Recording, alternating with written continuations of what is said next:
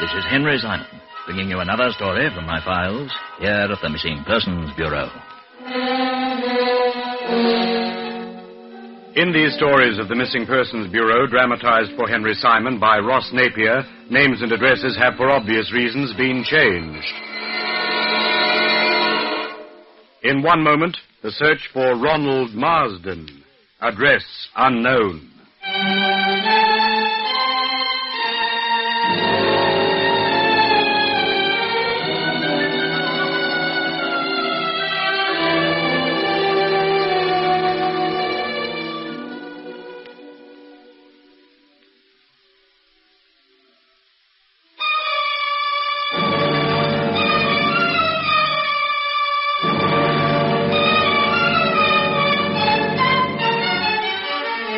And here again is Henry Simon. The year is 1952. The scene is the main entrance to Charing Cross Railway Station in London. It is 9:45 on a Tuesday morning in June.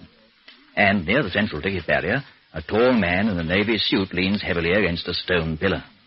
Hands thrust deep into his trousers pockets, he's smoking a pipe, and seems to be quite unaware that he's being observed by a uniformed police officer, who at length approaches him, and after hesitating for a moment, taps him on the shoulder. Excuse me, sir. Yeah. Hope you don't mind me accosting you like this. I was wondering if I could be of any assistance. Assistance? Well, every morning for the past week or so, I've noticed you standing here in the same place, leaning against this very same pillar, just like you are now. Oh, I don't mind admitting you've had me curious. Well, I never dreamt I was attracting the attention of the law. Would I be correct in assuming you're a visitor to London? You would be. I'm from Canada. Over here on a business trip. I see. You're not going to book me for loitering, I trust? Oh, no, sir, nothing like that. Oh, it's just that we have orders to be helpful to people whenever possible. And I look as if I need help. Is that it? Well, if you'll forgive my saying so, sir, yes, you do, rather. Perhaps you're right. If there's anything I can do, I'll be only... You're very kind, Constable, but I'm afraid the sort of help I need is a little out of your domain. But, sir? I'm looking for my son. Your son? Ronald. He'd be about your age, roughly the same build. In fact, you look something like him. Well, I don't think I quite follow, sir. Do you have a son, Constable? Oh, no, sir, I'm not married. Then you wouldn't know what it feels like to be a father. Has he been missing long? Long enough. A few months, over 10 years, to be exact. 10 years? Mm-hmm. He was in the Air Force during the war. The Canadian Air Force, that is. In 1941, he was posted over here. He never came back. Well, you haven't kept in touch? No. But I know he's in London somewhere. Perhaps if you tried the military authorities, they might be able to help. I've already tried him. No luck? None at all. You see, Constable, according to the official records, my son is dead.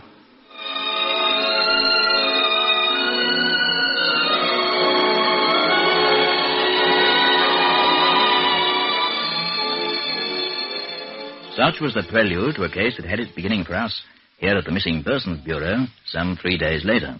And I was visited in my office by a man who gave his name as Philip Marsden, and then went on to describe the incident which I have just recounted, identifying himself as the Canadian who had lost his son.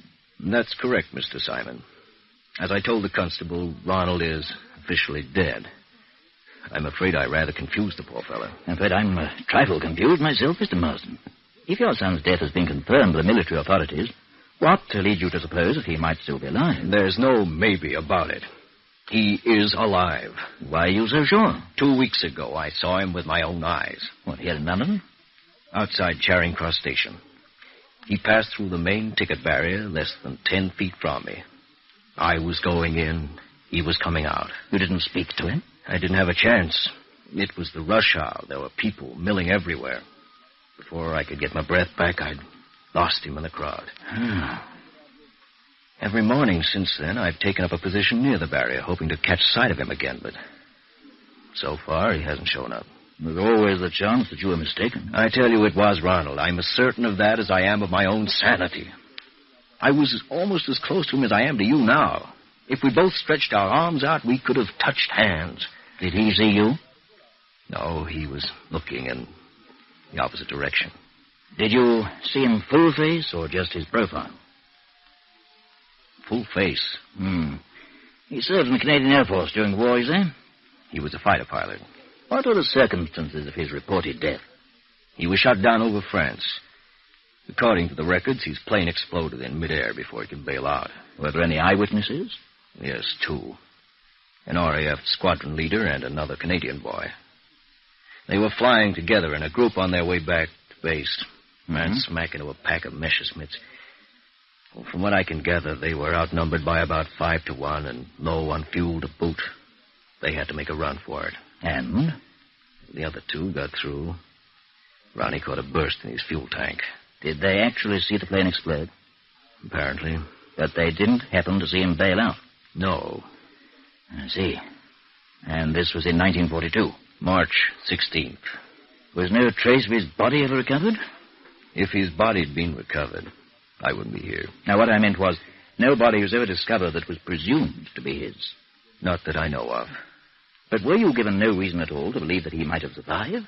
None whatever. Well, then, on the strength of the official report, you accepted the fact of his death? Absolutely. In view of the circumstances, I could do little else. And yet now, 10 years later, you're prepared to wave all that aside because of a momentary glimpse you caught of a man coming out of Charing Cross Station? For the simple reason that the man was Ronald. But if he's dead, how could it have been? Quite obviously, he's not dead.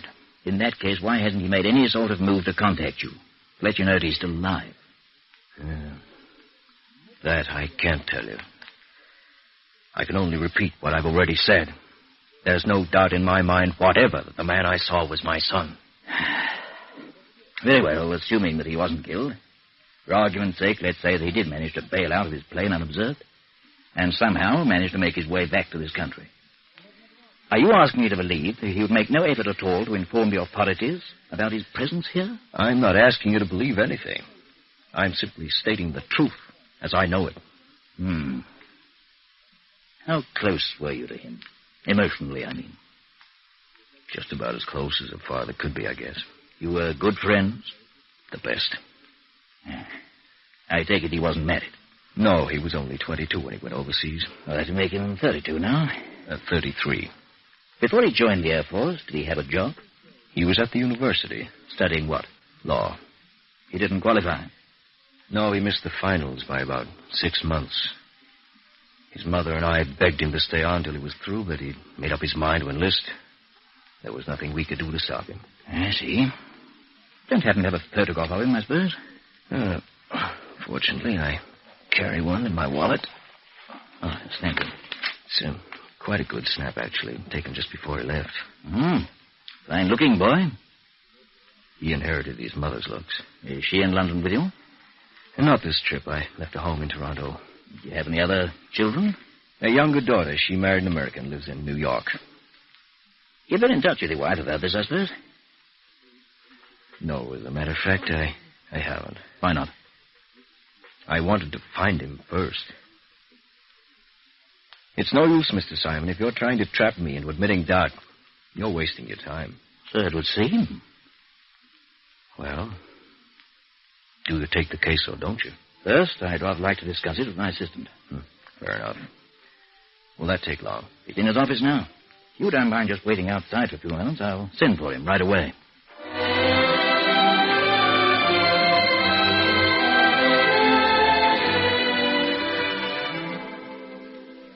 I think you would... This is a new twist, Chief. You asking my advice on whether or not to accept the case. Well, I think, Studdy, you'll agree that the circumstances are rather exceptional. In any event, you're the one who's going to have to handle it. Yeah, that's what bothers me. You figure there's any chance the guy he saw really was his son? Frankly, I'd say the odds are 1,000,000 to 1 against it.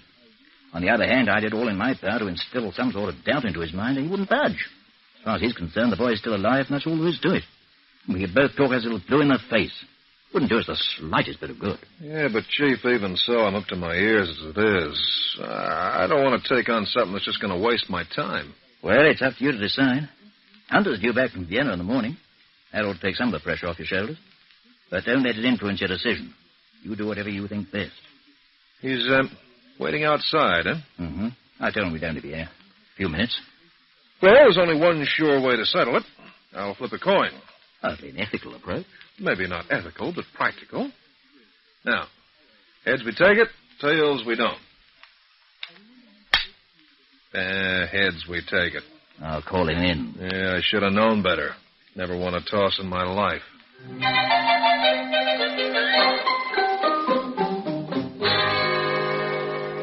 And thus it was decided that we should accept the assignment.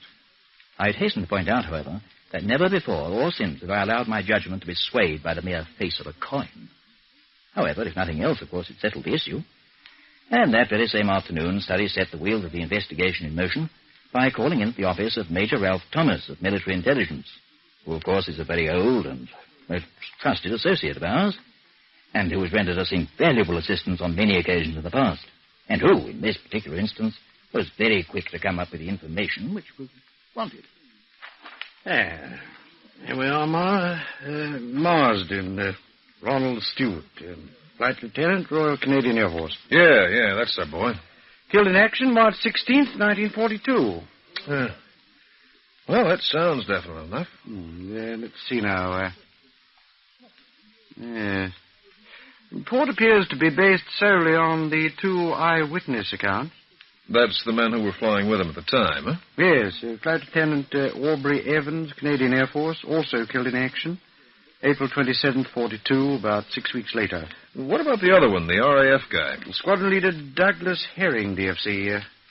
Herring, know that name? Of course. Dalton Aircraft. He's one of our top test pilots. Dalton, huh? Main plant's at Richmond. You'll probably get him there. Yeah, they've got an office in town. I'll check with him. Not that there's very much point to it. He can only tell me what I already know. Hey, let me give you a piece of solid advice, Major. When you're in 2 minds about a thing, never flip a coin.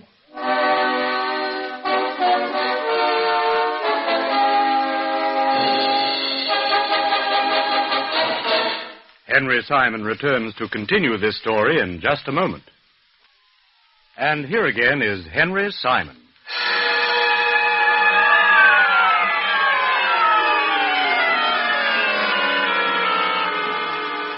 At the Dalton Aircraft Plant and Testing Centre in Richmond, Study duly made the acquaintance of one Douglas Herring, who was the former RAF squadron leader and was now employed by Dalton as a test pilot. A short man with curly red hair and a closely trimmed moustache to match, he greeted the agent with a handshake which the latter swears almost cracked his knuckles, and ushered him into the staff bar, where they immediately settled down to a couple of pints of the best brown ale. Good stuff, old lad, what? Yeah, I've tasted worse. Special brew. Now then, what's all this about young Ronnie Marsden? You remember him? Well, grand chap he was, had the makings of a first-rate pilot. Too bad he had to get it when he did, only a youngster, too. You were with him at the time, I believe. That's right. Well, I've read your report on what happened, but I'd kind of like to hear you tell it yourself, if it's not too much trouble. Not at all, old boy. Perfectly simple, really. He copped a lolly in his fuel tank, and up went the works. Before he could bail out, huh? Presumably. Why, presumably? Well, stands to reason, old son. If he could have, he would have. The fact he didn't clearly indicates it was all over before he knew what it was all about. Did you actually see the plane hit? No, he was below me. Well, what did you see, then? The flash of the explosion. That's about all there was to see. And you'd be prepared to swear it was instantaneous? Well, I wouldn't swear to anything, but I'd say it was a pretty safe bet.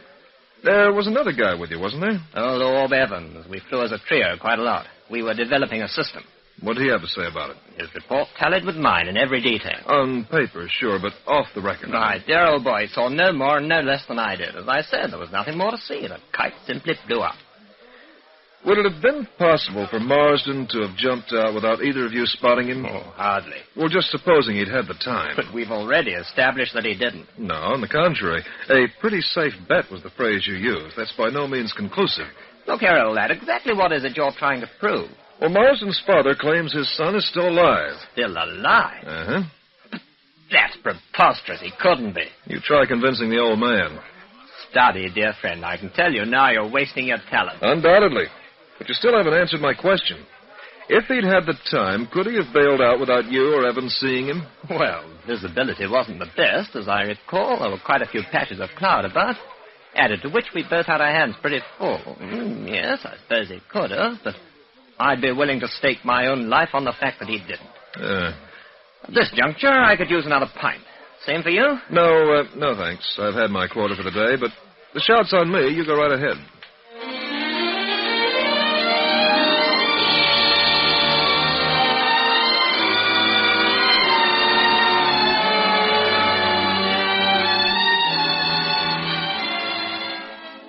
Well, that's it, Chief. You can draw your own conclusions. I've already done so, Study. I must say there seems to be some sort of element of doubt, faint though it may be. Yeah, so faint it's practically non-existent. Even so, it swings the scale slightly more in favor of our client. Doesn't swing him against him, anyway. The question is, where do we go from here? Well, to my mind, there's only one place we can go. That's Charing Cross Station. How do you mean? Well, it seems to me that our best course is to try to find the man that Marsden saw. Yeah?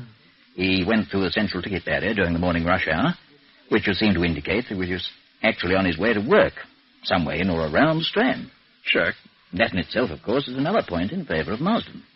How come? Well, because before he left Canada, the boy was studying law. So? And the Strand, of course, is dotted with legal offices. Hey, I never thought of that. Again, it's extremely remote, but it does tie in. At all events, it's well worth following up. In other words, you want I should go the rounds of every legal office in the area. Unless you've got anything else to suggest. If I did, we could toss for it, huh? Oh, it shouldn't be that big a job.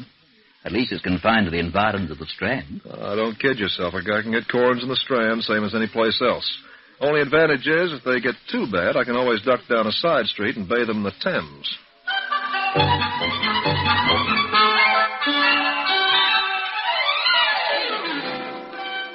With the aid of a classified directory, Study drew up a very comprehensive list of every legal office in the vicinity of Charing Cross Station. And then, equipped with a photograph of Ronald Marsden, he duly set out on his task, commencing at Trafalgar Square and then gradually working his way up toward Fleet Street. Altogether, he had 62 names on his list, the first 15 of which were complete blanks. Number 16, Hogarth and Randall solicitors, was located in the Price Building, which was directly across from the Strand Palace Hotel. There, among others, he questioned Alice Longden, a pretty stenographer come receptionist, who gazed at the photograph for some moments, her brow furrowed in thought. I've seen that face somewhere before. I'm almost sure of it. Well, the guy I'm after is a good deal older. This was taken over 10 years ago. I still think I've seen him. The nose and that mouth, they're very distinctive. Oh, if only I could... Wait a bit now. Yes, I remember. He came in here with Mr. Matheson about 6 weeks ago, it must have been. Matheson? Of Matheson and Gilders. He had some papers for Mr. Randall. He left them with me. You mean Matheson? Yes. And the guy here was with him, huh? Well, if it wasn't him, it was someone very like him. But I'd suggest you get in touch with Mr. Matheson. He should know.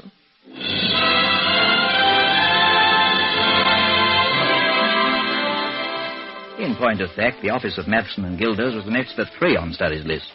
And 5 minutes later, the agent was ushered into the presence of the senior partner, Walter Matheson himself. A pleasant man with an easy manner, the latter received him most cordially. Oh, Missing Persons Bureau, yes. Heard quite a bit about you people. Must confess you had me curious. Well, there's nothing much to it, sir. All I want you to do, if you can, is to identify the fellow in this photograph. Actually, it was Miss Longden of Hogarth and Randall who put me onto you. She seemed to think she saw him in your company when you dropped in at their office a while back. Yes, looks rather like Barney Austin. Barney Austin? The younger version. Well, this was taken back around 1940. Well, there's certainly a strong resemblance. Now, I think that he did come up to Hogarth and Randall's with me one afternoon when I waited down at the club. Well, who is he exactly? Can't tell you much about his personal life. He's a barrister by profession. Has chambers in the Rothmore building. And how old would he be? Early 30s, perhaps. You know anything about his background? Afraid not. I can only tell you he has a slight American-sounding accent. But where he comes from, I couldn't say.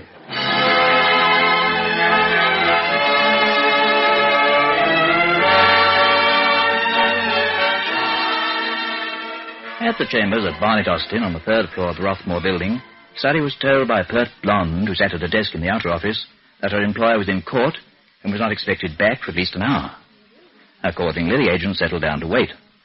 The minutes went by, and it was well into the second hour before the door opened to admit the gentleman in question. Tall and fair, Austin bore an undeniable resemblance to the photograph of Ronald Marsden, and his accent was almost certainly that of a North American. Take a seat, Mr. Study. Oh, thank you. Well, now then, what seems to be the trouble? Well, I'm not quite sure how to begin this, but does the name Marsden mean anything to you? Ronald Marsden? Marsden? No, not offhand. Why? Well, take a look at this photograph. Good Lord. Yes, that was taken of Marsden in 1940, before he left Canada on his way over here to serve in the Air Force. Now, on March the 16th, 1942, he was shot down over France, reported dead, never heard of again, until a couple of weeks back. His father, who's now in London on business, thought he saw him coming out of Charing Cross Station. This is incredible. Mr. Study, you just solved the problem I'd given up all hope of ever solving. The problem of my true identity. You've told me who I am.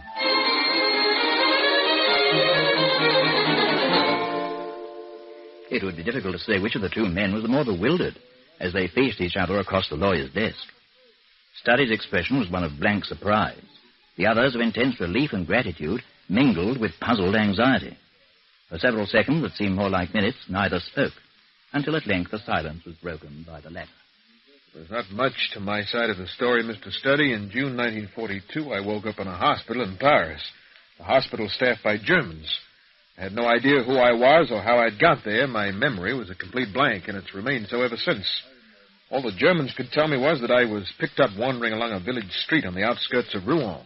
You weren't carrying identification? No. What about your clothes? All I had on was a pair of leather shorts and a Hessian shirt. How I came by them, I wouldn't know. The most likely explanation is that I stole them.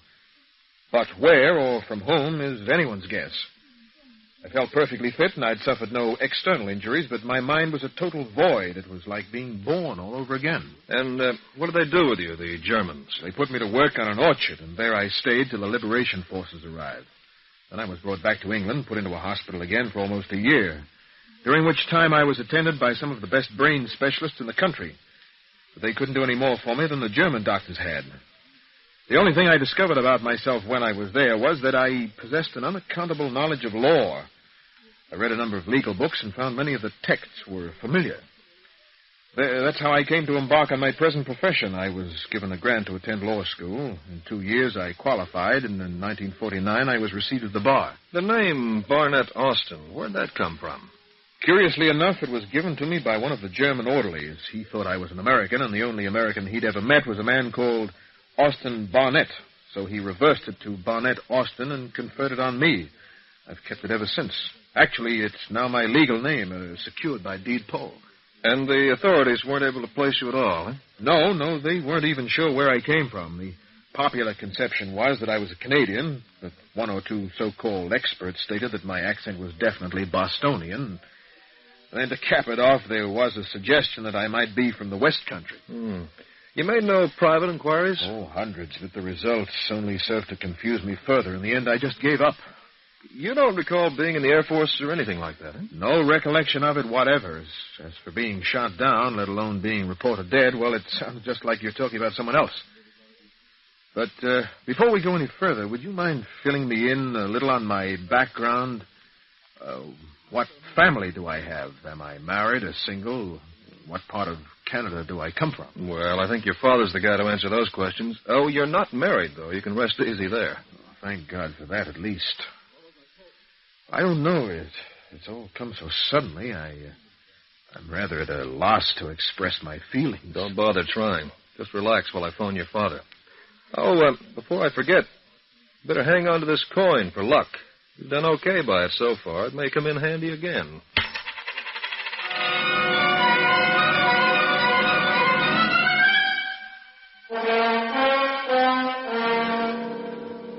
Henry Simon returns to conclude this story in just a moment. And here again is Henry Simon. To round off this story, I can only theorize. The one possible explanation for Ronald Marsden's survival would seem to be that he did actually bail out of his plane before it exploded, unseen by his two comrades, and that, in landing on French soil, he suffered a head injury, which deprived him of his memory. Whether or not he has since regained it, of course, I couldn't say. But I do happen to know that he returned to Toronto with his father in the hope that familiar surroundings might succeed where medical treatment had patently failed. A truly astonishing case, one indeed which surely bears out the old adage that truth is much stranger than fiction. And now, this is Henry Simon, inviting you, as always, to meet me here again, and for the present, bidding you au revoir.